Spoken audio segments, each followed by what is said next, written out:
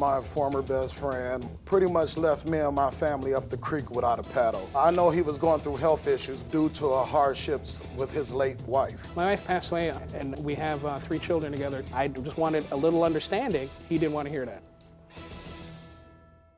Plaintiff Brandon Ferguson is suing his former best friend for $3,600 for unpaid rent.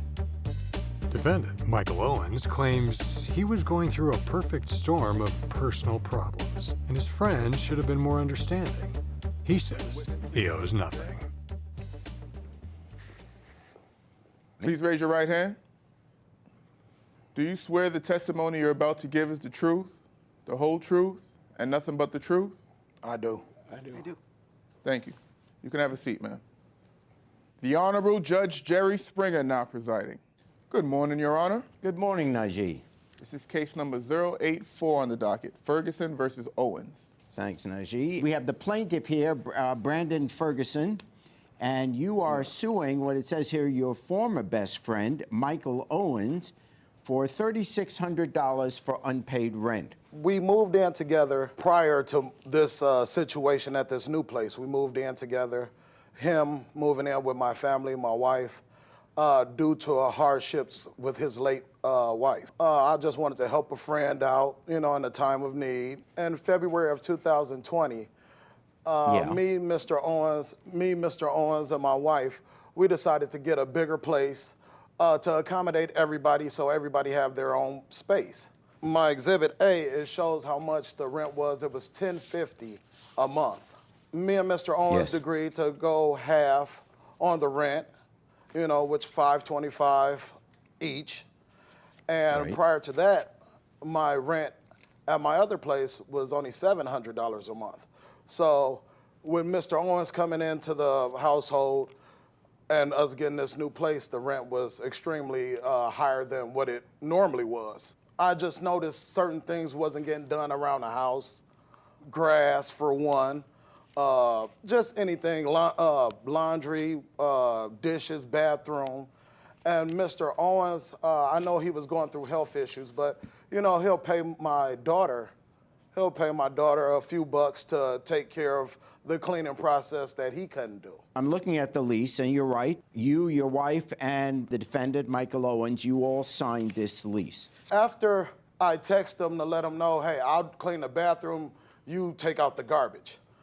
And when that didn't get done the next day, because garbage run on a certain day, and now the garbage been picked up, so now we're overflowed, he sent me a text message saying I'm moving out. So I went upstairs to get some understanding and see what was going on, and I see the defendant moving his stuff out. That's fine if you move out, just uphold your responsibility with this lease. I work rotating shifts, first, second, and third shift. At the time, I was doing home dialysis when we spoke about taking out the trash and cleaning the bathroom. I got to bed late, so I had to stay plugged in to dialysis for 8 to 10 hours. And you have the treatment, you have it several times a week, right? 3 days a week. Specifically, why did you move out? I knew this was going to be an ongoing issue. I could not keep up with living there, working, and being hooked up to dialysis and being held accountable for cleaning. Our financials definitely was a struggle after he moved out. Up and leaving, it was something that I had to go through every assistance, every program, housing, just to try to accommodate us just to have a stable living situation. It's not like we can just up and find another roommate or a stranger to come in the house when I only have, a 14-year-old daughter and a 4-year-old son. I didn't even sue him for the half, the $525.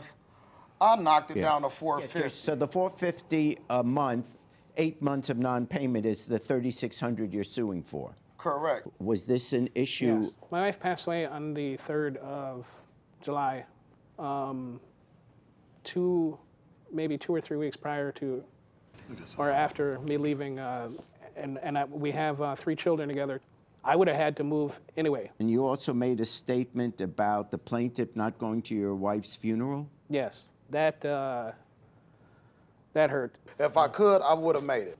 There still was a way not just to be packing your bags and not even telling him you're leaving. If, in fact, you weren't going to live there or you weren't going to live out the full lease, of the year that you signed, he never would have moved in because he couldn't afford the $1,050 a month. It was never my intention to break the lease, Your Honor. I know it wasn't your intention. I understand that. But even if it wasn't your intention at the beginning, it is what you are doing now. When you're asking someone to move in with your family, it can't be a stranger.